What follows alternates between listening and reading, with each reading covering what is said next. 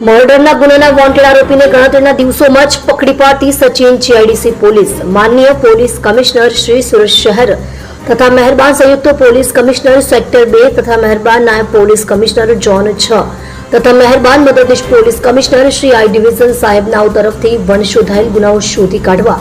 તેમજ નાસ્તા પડતા આરોપીઓ પકડી પાડવાની સૂચના આપેલ હોય, જે આધારે police inspector Shri K Gohil તથા second police inspector Shri B B Parmar નાઓના માર્ગદર્શન હેઠળ સર્વેલન્સ સ્ટાફના ઇન્ચાર્જ એએસઆઈ મોહમ્મદ ઇરશાદ ગુલામ સાદિક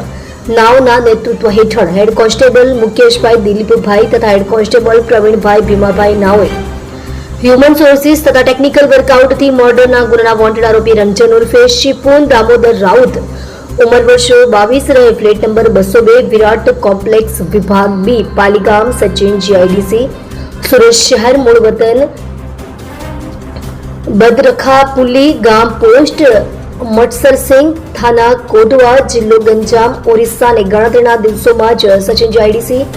શિવનગર મેઇન ગેટ ખાતેથી પકડી પાડી પ્રશંસનીય કામગીરી કરેલ છે.